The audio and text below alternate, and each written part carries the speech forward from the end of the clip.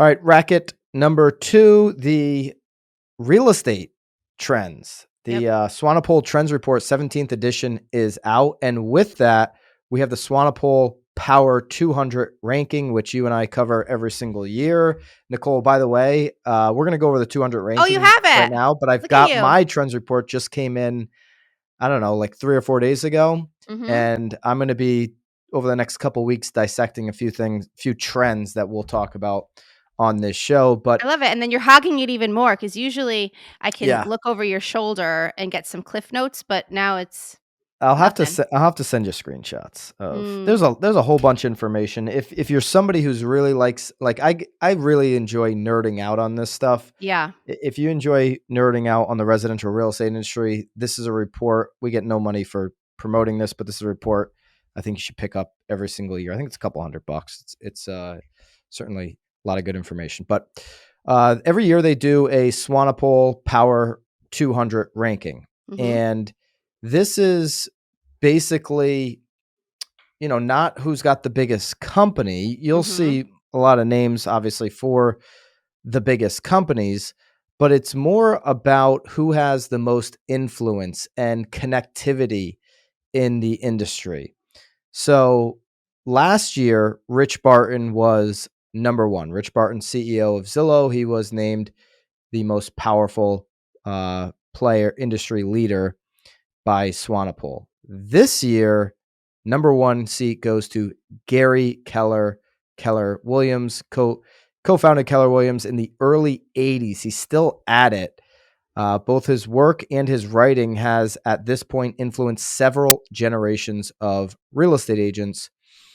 Number 2 on the list is a former Keller Williams agent, Glenn Sanford, who founded EXP just over 12 years ago. They're now have surpassed 65,000 agents worldwide. So let's just go through the top 5. You've got Gary Keller, you've got Glenn Sanford, 1 and 2, Ryan Schneider from Realogy, Gino Blafari from Home Services of America, and Robert Refkin, CEO of Compass, round out the top 5. So you have the big 5 brokerages in the top 5. You've got Mm-hmm. KW, EXP, Realogy, who's a Everybody else. conglomerate, Home Services of America, and Compass. The big 5 companies round out the top 5, and then you have the tech companies.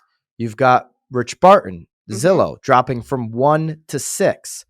Eric Wu, Open Door, number 7. Shouldn't be in the top 10 in my opinion, but there he is. Number 8, Glenn Kelman for Redfin.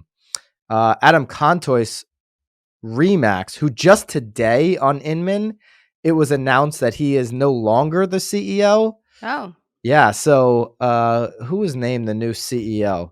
This is like a headline that just came up this morning. So he was obviously the CEO of Remax, but he's set to depart Remax, and Stephen Joyce has been named interim CEO. I didn't even get into that article, so I don't know what he's doing.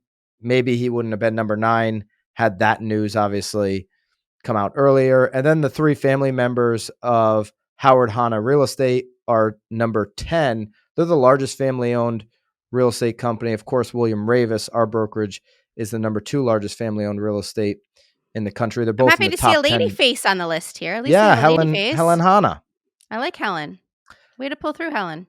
And yeah, so the 2 big family-owned companies that are in the top 10, everybody else is either going public this year in the top 10 or is a public traded company Mm-hmm. in terms of volume. So there's the list. Tom Ferry's on the list in the 60s. 64. Yeah, Yeah, number 64. 64. Mm-hmm. Brian Buffini, number 65. You didn't see Mike Ferry make the list, just Tom Ferry.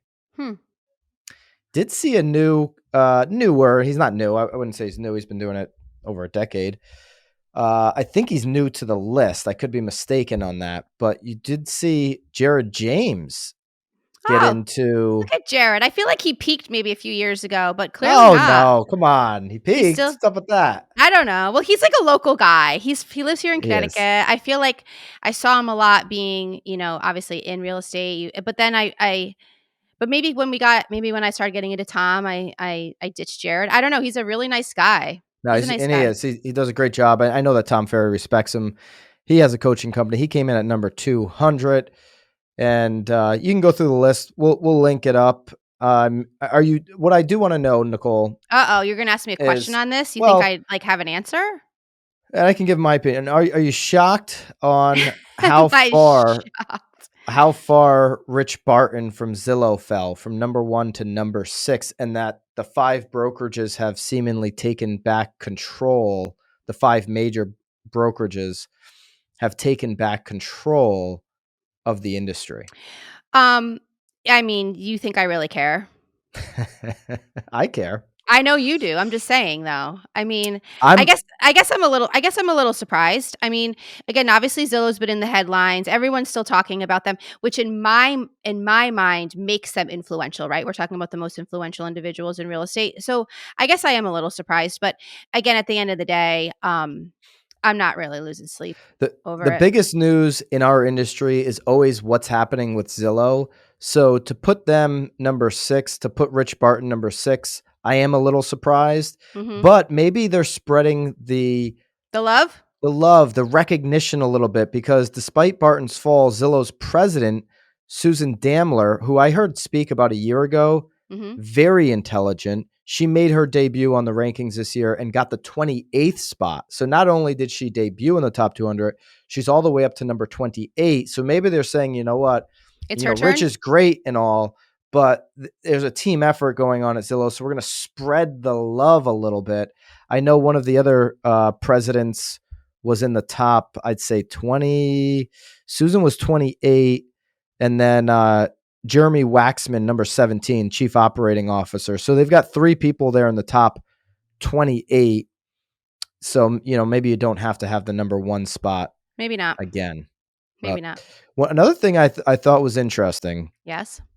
because this is the power rankings, most influential people, the people that can swing the biggest shtick in real estate. Mm? I thought that Andy Florence, the founder and CEO of CoStar Group, coming in at 15 was a little low, I thought, because they're making some moves, CoStar. And if they want to focus in on residential real estate, they've got just about more money than anybody on this list to do it.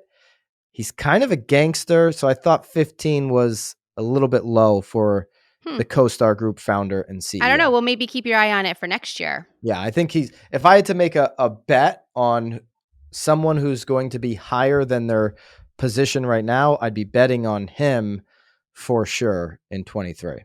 Hmm. Hey guys, if you enjoyed this short clip from the real world, click here for another one. Or if you like the full episode, click here.